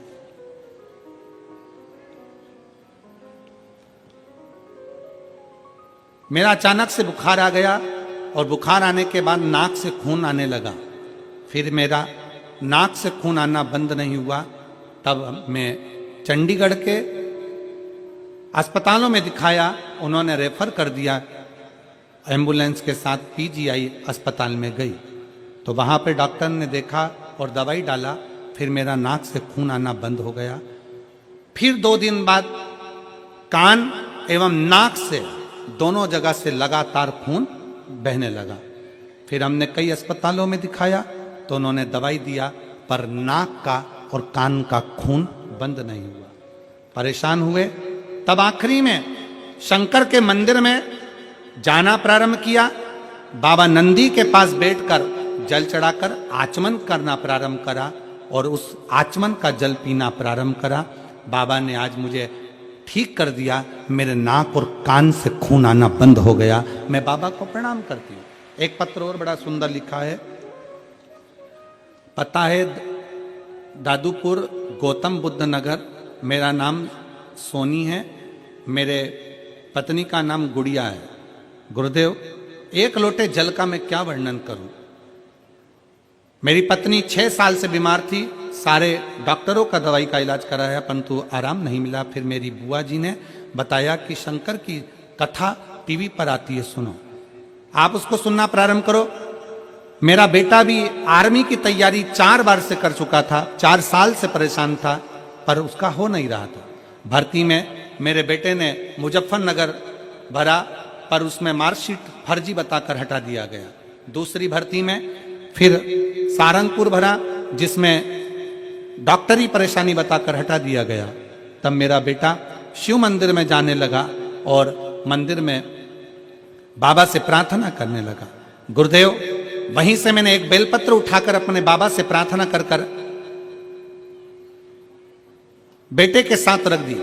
और गुरुदेव, अब मैं बाबा को धन्यवाद देने के लिए आया हूं कि आज मेरा बेटा सरकारी नौकरी, आर्मी में, फौज में नौकरी कर रहा है, जिसका फोटो मैंने लगाया है। कहीं बैठे हों तो एक बेलपत्र लेने के लिए आ सकते हैं। शिव तत्व की प्राप्ति, शंकर की कृपा, आपका विश्वास। पार्वती जी कहती हैं, अंधकासुर तुम्हारा पुत्र है। भगवान शंकर कहते हैं, सुन पार्वती, जैसे इन पत्रों में कहा गया, पार्वती शंकर स्वयं करें। पार्वती मृत्यु लोक में जन्म लेने वाला, संसार सागर में पैदा होने वाला, जन्म लेने वाला मनुष्य, जलचर, थलचर, वायुचर, कोई पशु है, कोई पक्षी है, कोई जीव है, कोई जंतु है, सब मेरी ही संतान है, सब मेरी औलाद है। प्रभु, तो फिर आपको तो अंधकासुर को संभालना चाहिए। आपको अंधकासुर को संभालना चाहिए। भगवान शंकर कहते हैं, पार्वती, संसार सागर में जन्म लेने के बाद मनुष्य अपने कर्म को भोगता है। जब दुख की घड़ी होती है, जब मुझे पुकारता है तो मैं उसके दुख को मिटाने के लिए उसके दरवाजे पर पहुंचता हूं। पार्वती, जब सुख रहता है ना मनुष्य के पास में, तब वो मेरा स्मरण नहीं कर पाता, तब मेरा स्मरण नहीं कर पाता।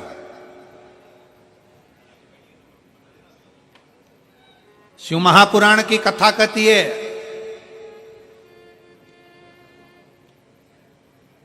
सुख में भी अगर परमात्मा का भजन किया जाए तो दुख करीब में आता ही नहीं। पर हम भगवान का मंदिर कब पकड़ते हैं? जब दुख की घड़ी आती है। दुख की घड़ी।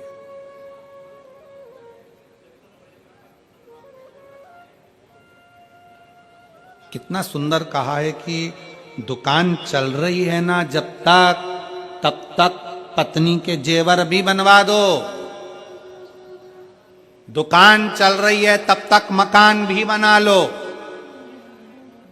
नौकरी पर हो, सर्विस में हो, ड्यूटी पर हो, तुम्हारी नौकरी चल रही है, जब तक रिटायर नहीं हो रहा है तब तक प्लाट खरीद लो, मकान बना लो, जेवर बना लो, आभूषण बना लो। बच्चों का ब्याह भी कर दो जब तक रिटायर नहीं हो रहा है तब तक। जब तक दुकान चल रही है तब तक प्लाट लो, मकान बना लो, जमीन जायदाद सब कर लो। और जब रिटायर हो जाओगे उसके बाद फिर नहीं कर पाओगे। दुकान अभी चल रही है तो फिर प्लाट ले लो, जेवर बना लो, दुकान नहीं चलेगी फिर नहीं कर पाओगे। उसी तरह अभी शरीर चल रहा है तो शिव पुराण सुन लो, रिटायर हो गए तो कहां सुन पाओगे। शरीर चले तब तक भगवान के मंदिर जाओ, एक लोटा जल चढ़ाओ। शरीर चले फिर निवेदन है, श्वास चले तब तक भगवान का भजन करो। शरीर चले तब तक परमात्मा के दरवाजे जाते रहो। और ना जाने फिर ये शरीर चलेगा नहीं चलेगा। सबको आज के जमाने में एक एक नई नई बीमारियां हो गई, कहीं घुटना दुखे, कहीं कमर दुखे। महाराज नीचे बैठा नहीं जाए। अब महाराज तुम बताओ कहां बैठूं, तो हमने कहा ऊपर। कहां बैठूं? बहुत तकलीफ महाराज, घुटना में तकलीफ, कमर में तकलीफ, आंखों में तकलीफ। कौन है जिसको तकलीफ नहीं? दुख तो शरीर में कष्ट तो आता है, धीरे धीरे धीरे धीरे चलता आएगा। फिर तुम्हारे वो हरियाणा वालों के यहां से एक भजन निकला था ना, भजन कर भरी जवानी में बुढ़ापा किसने देखा रे। हरियाणा का ही भजन है ये, उत्तर प्रदेश वालों को याद होना चाहिए। तुम्हारे तो बाजू में ही हरियाणा लगा हुआ है। और बुढ़ापे में क्या है इसमें? बुढ़ापे में है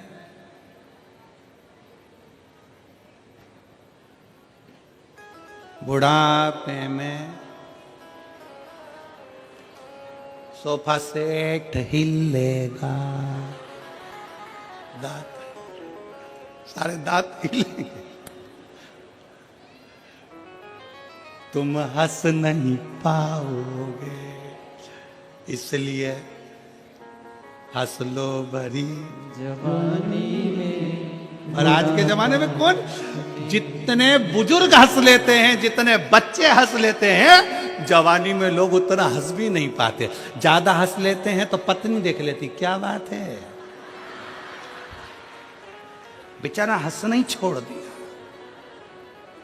अगर मोबाइल चलाते चलाते अगर पत्नी ज्यादा हंस लेना, मोबाइल चलाते तो पति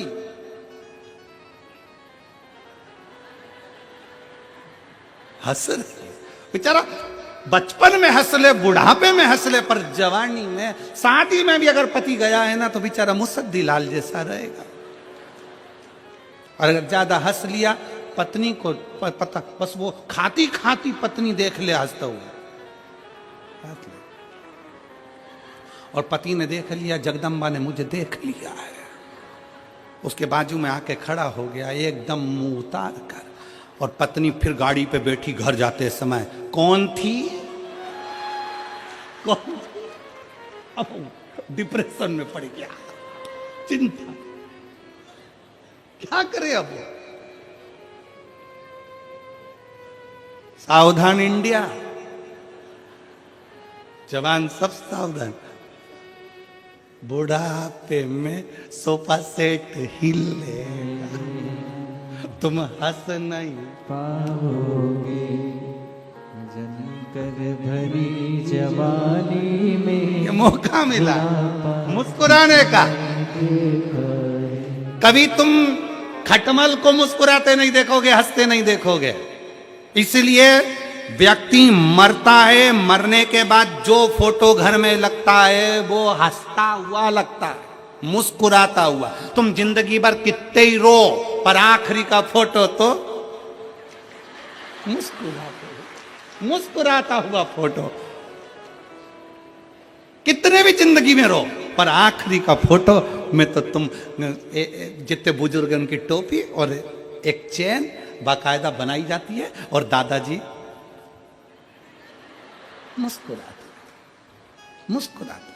तो फोटो में मुस्कुराने से अच्छा है ओरिजिनल जिंदगी में मुस्कुरा कर जियो, ये मौका फिर नहीं मिलने वाला। मुस्कुरा, बोल बम का नारा है सारी समस्या का हल, श्री शिवाय। मुस्कुराओ, ये जीवन फिर ना मिलने वाला, कहां मिलेगा? पार्वती सब मेरे हैं, सबको मैंने अपना बनाकर रखा है। अंधकासुर को तू फेंकिया समुद्र के अंदर, पार्वती जी कहती है तुम्हारा पुत्र है। शंकर भगवान कहते हैं पुत्र तो है पर ये मेरे विचारों से मिलता हुआ नहीं है, छोड़ समुद्र में डाल दिया अंधकासुर को। हिरण्याक्ष ने उसको पकड़ लिया, हिरण्याक्ष के प्राण वराह भगवान ने ले लिए। तब अंधकासुर का राज्य आ गया, अंधकासुर शासक बनकर बैठ गया। पताल में, तलातल में, रसातल में जब शासक बनकर बैठा, तब अंधकासुर ब्रह्मा जी का तप करा और ब्रह्मा जी से वर मांगा, ना नीचे मरूं, ना ऊपर मरूं, ना अंदर मरूं, ना बाहर मरूं, ना अस्त्र से मरूं, ना शस्त्र से मरूं, ना दिन में मरूं, ना रात में मरूं। इस तरह के वर मांगने के लिए आतुर हुआ। अंधकासुर ने जैसे ही वर मांगना चाहा, भगवान ब्रह्मा जी ने कह दिया देखो मृत्यु निश्चित है, वो तो तुम्हें मरना ही पड़ेगा। पर बुद्धि थी, अंधकासुर की चित्त वृत्ति थी, तो अंधकासुर ने कह दिया मैंने सुना है। अंधकासुर ने विचार करा, ना मेरा पिता है ना मेरी माँ है, मैं तो समुद्र में जन्मा हूं, तो ना मेरे माता ना मेरे पिता। तो अंधकासुर ने कह दिया एक काम करो, अगर मरना मेरी किस्मत में लिखा है तो मैं मरूं उस दिन जिस दिन मैं अपनी माँ को गलत दृष्टि से देख लूं। अंधकासुर को यह नहीं मालूम था कि पार्वती जी ने तेरे जन्म के समय पर तुझे गोदी में लिया था तो तुझे बेटा कहा था और वो तेरी माँ हो गई थी। पुत्र भावों से देख लिया था। जिस दिन मैं अपनी माता को गलत दृष्टि से देखूं उस दिन मेरे प्राण छूटे। अंधकासुर ने वर मांग लिया ब्रह्मा जी से, ब्रह्मा जी ने वर दे दिया। ठीक है तथास्तु। समय आया, अंधकासुर का शासक बढ़ता गया, बहुत उपद्रव करे अंधकासुर ने, क्योंकि उसको मालूम था मरने वाला तू नहीं।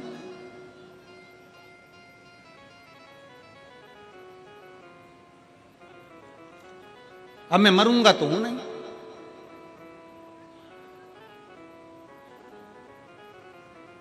बस मन के अंदर बात पकड़ ली, करा उपद्रव,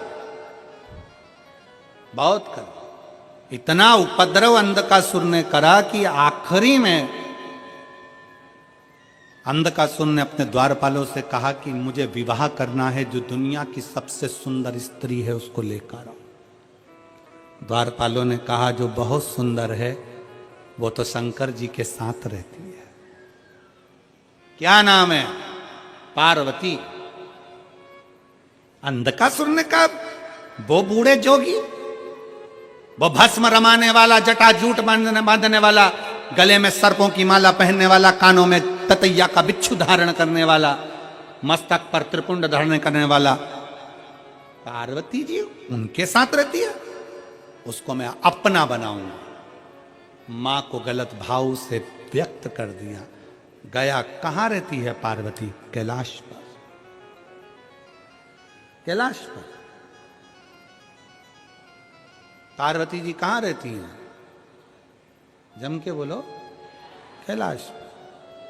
देवी जी कहां रहती है? तो किसी ने कहा वैष्णो देवी में रहती है, कटरा में रहती है, कोई कहे ज्वाला में रहती है, कोई के मनसा में रहती है, कोई के कांगड़ा में रहती है, कोई के चिंतपूर्णी में रहवे, कोई कहे हिंगलाज में रहवे। कहां रहती है देवी? शिव महापुराण की कथा कहती है, भगवान शंकर का चरित्र कथा है, देवी कहां रहती है? शिव कथा कहती है संसार की जितनी माताएं हैं उन माताओं के अंदर देवी का एक अंश विराजमान रहता है शक्ति के रूप में। देवी कहां रहती है? शक्ति के रूप में माताओं के भीतर विराजमान।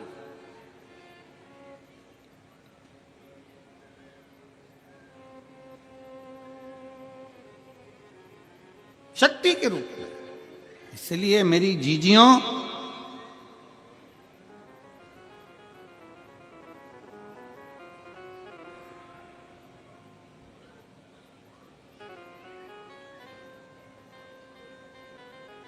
मेरी माताओं, मेरी बेटियों, इसलिए शास्त्र कहता है कि घर की स्त्री को, घर की बेटी को, घर की नारी को तन पर ऐसे वस्त्र पहनना चाहिए कि धन को भी धक्का ना लगे और धर्म को भी धक्का ना लगे। घर की स्त्री को, घर की नारी को, घर की बेटियों को ऐसे वस्त्र पहनना चाहिए कि धन को भी धक्का ना लगे और धर्म को भी धक्का ना लगे। हमारे सनातन धर्म को भी धक्का न लगे, ऐसा वस्त्र ना पहनिएगा जिससे कहीं ना कहीं किसी ना किसी रूप में गलत विचार उत्पन्न हो, धन और धर्म को धक्का ना पहुंचे। कितना सुंदर कहा है। हॉस्पिटल में जाइए जरा, हॉस्पिटल गए हो कभी? हॉस्पिटल में अरे बोलो तो, गए हो कभी? बच्चे को चोट लग गई, चोट लगने के बाद क्या करता है डॉक्टर? चोट लग जाती है, वहां पर उसने तुरंत मल्लम पट्टी करा, मल्लम बांध के फिर क्या बांध देता उसके ऊपर? जम के बोलो जल्दी। पट्टी। पट्टी क्यों बांधता है? डॉक्टर से पूछो। क्या केवल मल्लम से काम नहीं चलेगा? मल्लम लगा दोगे तो काम नहीं चलेगा। ये पट्टी से होता क्या है? एक कपड़ा ही तो है। पट्टी बांध दी तुमने कपड़े की, इससे होगा क्या? कपास रख दिया, रुई रख दी और पट्टी बांध दी, इससे होगा क्या? तुम तो दवाई लगाओ ना, दवाई से सूखेगा। पट्टी क्यों बांधता है? डॉक्टर से पूछोगे तो डॉक्टर कहेगा कि घाव पर पट्टी इसलिए बांधी जाती है कि मक्खी ना बैठे। मेरी जीजियों, सिर पे पल्लू इसलिए रखा जाता है कि मक्खियां ना बैठे। तन पर रुपट्टा इसलिए रखा जाता है कि मक्खियां ना बैठे। इसका ध्यान रखिए।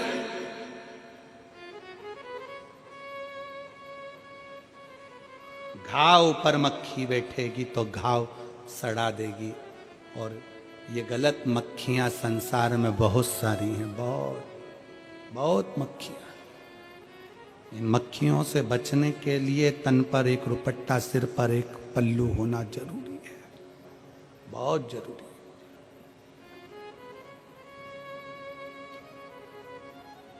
सास का कुछ नहीं बिगड़ेगा। तुम अगर ये रुपट्टा यहां भी रख लोगी, साड़ी का पल्लू, तो सास का कुछ नहीं बिगड़ेगा। सास अपना कायदा रखती है, सास अपने सिर पे पल्लू रखती है, वो सिखाती है ये तुम्हारे लिए, तुम्हारे। वस्त्र पहनो, मना नहीं, पर धर्म और धन को, दोनों को धक्का ना लगे। धन ऐसा गलत जगह पर ना जाए और हमारा धर्म, हमारा सनातन धर्म कहीं गलत विचारों में ना। वस्त्र परिधान बहुत जरूरी। शिव महापुराण की कथा कर रही है, भगवान शंकर का चरित्र कर रहा है, शिव तत्व कह रहा है, भगवान शंकर की कथा कर रही है। अंधकासुर आया, माता पार्वती जी अपने कार्य में लगी थी। लोग कहते हैं देवी जी पहाड़ों पर रहती है, लोग कहते हैं देवी जी वहां रहती है। शिव महापुराण की कथा कहती है प्रत्येक संसार में जन्म लेने वाली एक एक बेटी के अंदर, एक एक स्त्री के अंदर, एक एक नारी के अंदर शक्ति, जगदम्बा की एक शक्ति ज्योत के रूप में उसके अंदर विराजमान रहती है। इसीलिए उसको ज्योतावाली कहते हैं। शक्ति है। और जहां शक्ति है वहीं पर भक्ति है। भक्ति कहां होती है? जहां शक्ति। अब पति से कह दो तुम एक बार करवा चौथ का व्रत कर ले, पति से क्यों? और पति से क्यों तुम भी चलनी में मुंह देखो मेरा। पति से बनेगा? जम के बोलो जरा। नहीं बन सकता। पति से कह दो हरतालिका तीज का व्रत कर लो, नहीं बनेगा। एक शनिवार का व्रत, मंगलवार का व्रत पति करते हैं तो 2 दिन पहले से कह देते हैं कल मेरा शनिवार है। पत्नी कहती है मुझे मालूम है आज शुक्रवार है, मुझे मालूम है। और पत्नी याद रखती है। पति भले शनिवार का व्रत भूल जाए पर पत्नी नहीं भूलती है, क्योंकि इसकी शक्ति में भक्ति होती है। जो स्त्री व्रत कर सकती है, जो नारी व्रत कर सकती है, जो बेटियां व्रत कर सकती हैं, जो कन्याएं व्रत कर सकती हैं, वो पुरुष नहीं कर सकता। जो तप साधना नारी कर सकती है वो पुरुष नहीं कर सकता, क्योंकि उसमें शक्ति भी है और उसमें भक्ति, दोनों का समावेश है उसके, दोनों का।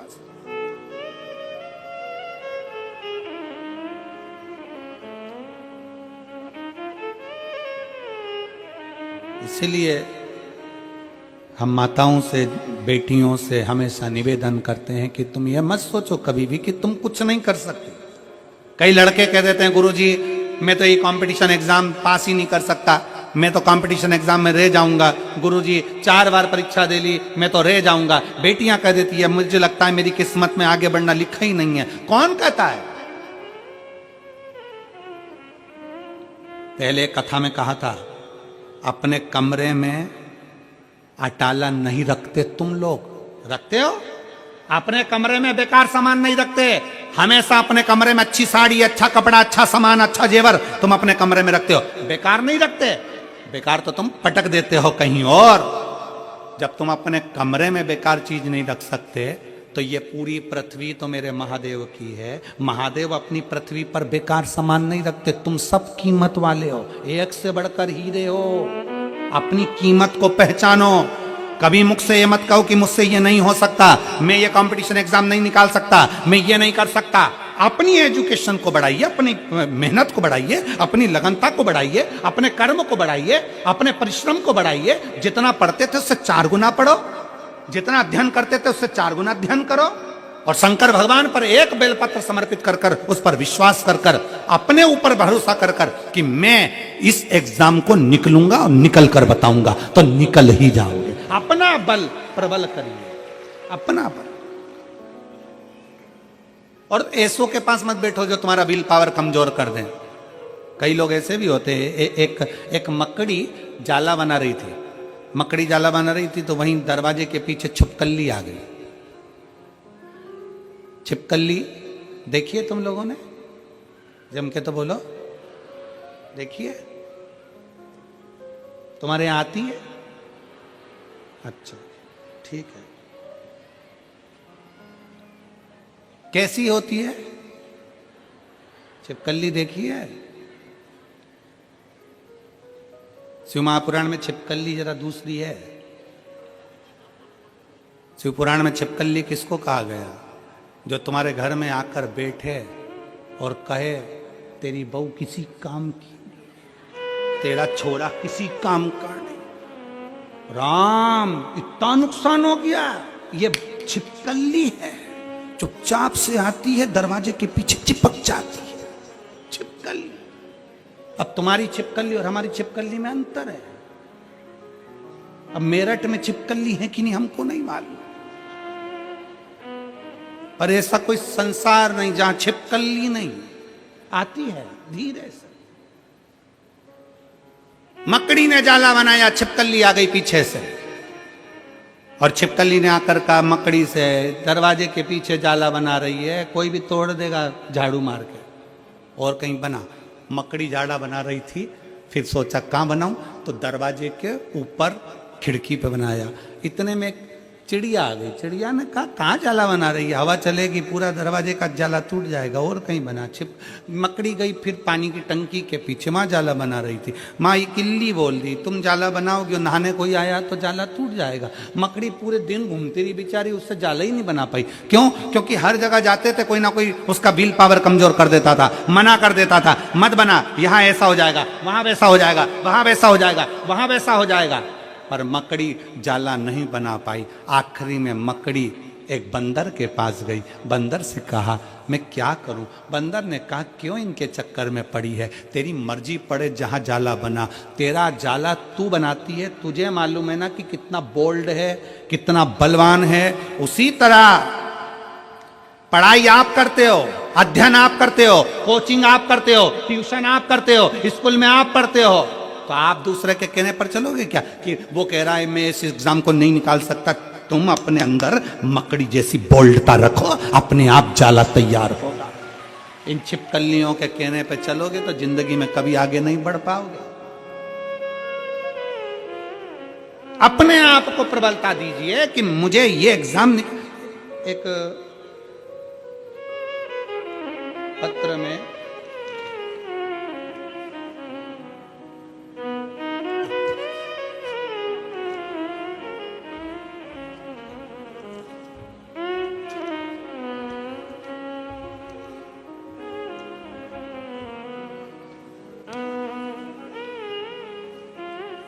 एक पत्र में एक बेटी ने लिखा पुलिस में नौकरी करती है, अगर वो हो यहां पर पत्र ढूंढूं हम।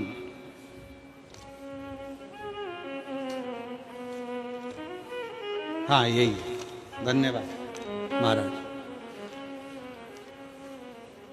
मैं शशि शमशेर सिरसा गढ़ की रहने वाली हूं। मेरा मोबाइल नंबर ये है।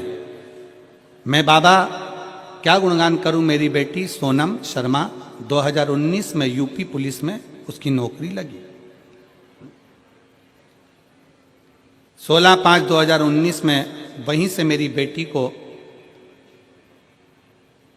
कंपटीशन एग्जाम और खेल में उसकी रुचि रहती। बेटी ने मन में विचार करा, क्या मैं गोल्ड मेडल जीत सकती हूं?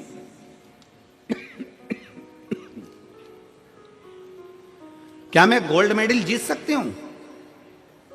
मैंने अपनी बेटी से कहा कि सीओर वाला महाराज कहता है दुनिया में कोई काम हल्का नहीं होता, तू अगर मेहनत करेगी तो गोल्ड मेडल जीत सकती है।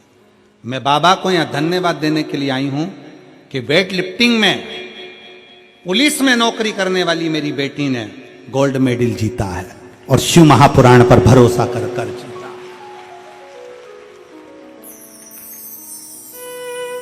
गोल्ड मेडल जीतने के बाद भी मेरी बेटी का जब प्रमोशन बड़ा प्रबल नहीं हुआ तब मेरी बेटी मन से हारी।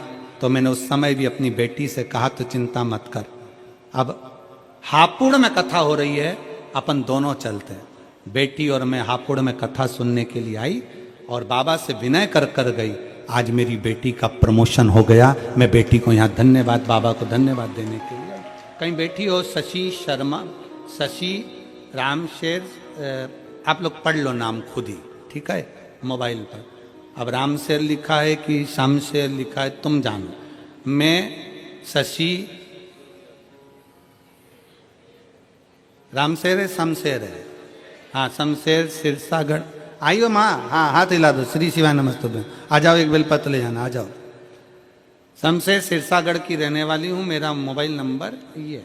शिव तत्व की प्राप्ति, भगवान शंकर क्यों ना भरोसा हमारा, हम क्यों हिम्मत हारे,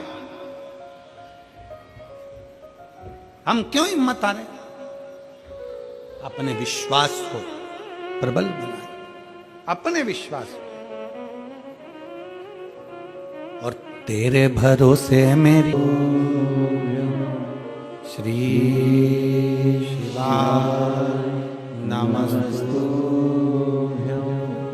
श्री शिवाय नमस्तुभ्यं।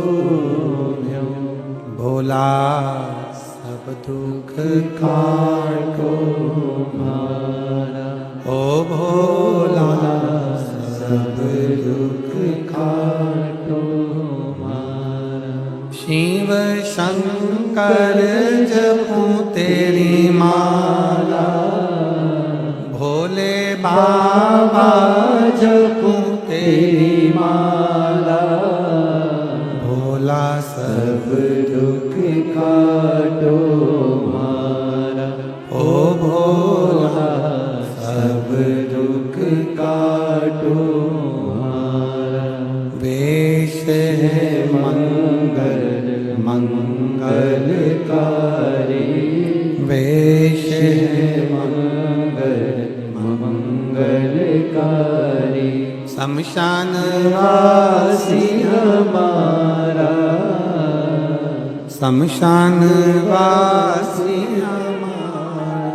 ओ भोला सब दुख काटो मारा, ओ भोला सब दुख काटो मारा।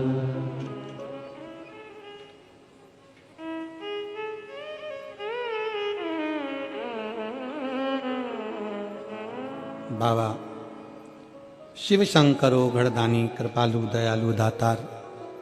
अंधकासुर माता को गलत भाव से देखा तो माता पार्वती के सम्मुख में शिव जी ने काल भैरव को प्रकट कर कर अंधकासुर का वध करवा दिया। विदल उत्पल का संहार भगवान शंकर ने कुंदुक फेंक कर करा तो शिव जी का नाम कुंदकेश्वर पड़ गया। अगला वर्णन आया है 12 ज्योतिर्लिंग का। तुमरुका जी चंचुला देवी को बिंदुक के मोक्ष हेतु 12 ज्योतिर्लिंग स्मरण करा रहे हैं। सोमनाथ जी का वर्णन किया। चंद्र की काया का रोग बाबा ने ठीक किया। अगला वर्णन आया है श्री मल्लिकार्जुन का। शरणानंद कार्तिकेय जी को मनाने के लिए बाबा श्री शैलम पर जाकर विराजमान हुए। दूषण नाम के राक्षस का संहार करने के लिए महाकाल बने। विंध्य नामक पर्वत को दर्शन देने के लिए ओंकारेश्वर बन गए। नर नारायण को दर्शन देने के लिए केदारनाथ बन गए। कुंभकर्ण के बेटे भीम का संहार करने के लिए भीमा शंकर बन गए। मनु शत्रुपा के तप बल के लिए भगवान शंकर बाबा विश्वनाथ बन गए। गौतम बाबा पर गौ हत्या का दोष लगा तो बाबा त्र्यंबकेश्वर बन गए। जब कहीं ईर्ष्या जागृत होती है तो किसी न किसी को नीचे गिराने का प्रयास किया जाता है। गौतम ऋषि बड़े तपस्वी थे, पर साथ के लोगों ने उनको नीचा दिखाने के लिए, नीचा गिराने के लिए उन पर गौ हत्या का दोष लगा दिया। और गौ हत्या का दोष लगाया तो भगवान शंकर ने आकर उस दोष से मुक्ति करी। अगला वर्णन आता है बाबा वैद्यनाथ जी का। रावण के लिए भगवान शंकर जा रहे थे लंका, पर शिव हैं विराजमान हो गए भूमंडल पर, उठे नहीं, बाबा वैद्यनाथ के रूप में विराजित हो गए। अगला वर्णन है श्री नागेश्वर का। दारुक नाम के राक्षस का संहार करने के लिए भगवान नागेश्वर बन गए। फिर वर्णन रामेश्वर भगवान का आया, जहां लंका पर चढ़ाई करने के लिए भगवान राम शिव जी की स्थापना कर कर रामेश्वर के रूप में विराजित होते हैं। सुधर्म नाम के ब्राह्मण की पत्नी घूष्मा के बेटे को वापिस जीवित कर दिया तो शिव जी का नाम कृष्णेश्वर हो गया। ऐसे 12 ज्योतिर्लिंग का चरित्र जैसे बिंदुक श्रवण करते हैं प्रेत योनि से मुक्त हो जाते हैं। चंचुला देवी अखंड सौभाग्यवती बन जाती हैं, पति के लोक को जाती हैं। शंकर भगवान अपने मस्तक की बेलपत्र उतार कर शिव पोथी पर समर्पित करते हैं और बाबा कहते हैं, सुनो तुमरुका जी, ये पवित्र शिव महापुराण की कथा कलिकाल में, कलयुग में जो मनुष्य जिस भाव से श्रवण करने के लिए बैठेगा, जितने दिल से अपने हृदय से मुझे पुकारेगा, मन से अपनी बात कहेगा, मैं उसकी कथा को स्वीकार कर उसके मनवांछित फल की प्राप्ति कराऊं। हमने पहले भी कहा, हेलीकॉप्टर उतरता है तो चूने से एच लिख दिया जाता है, हेलीपैड बना दिया जाता है जिस पे हेलीकॉप्टर उतरता है। पर जहां कथा होती है शिव महापुराण की, उसका जहां पंडाल लगता है, व्यासपीठ लगती है, उसको देखकर मेरा महादेव नंदी लेकर उतर जाता है। उसको देख बाबा की यह पवित्र कथा शंकर भगवान मस्तक पर धारण कर कर सबको शुभ वर प्रदान कर कर मेरे बाबा इस कथा को विराम की ओर लेते हैं। आप और हम इस कथा को मेरठ की पवित्र भूमि पर श्रवण कर रहे थे। कथा बहुत भाव से आनंद के साथ मेरठ की पवित्र भूमि पर 7 दिन तक चली और बड़े लगनता से, बहुत भाव से आपने श्रवण करे। हम बाबा विश्वनाथ से, भोले बाबा से, भगवान शंकर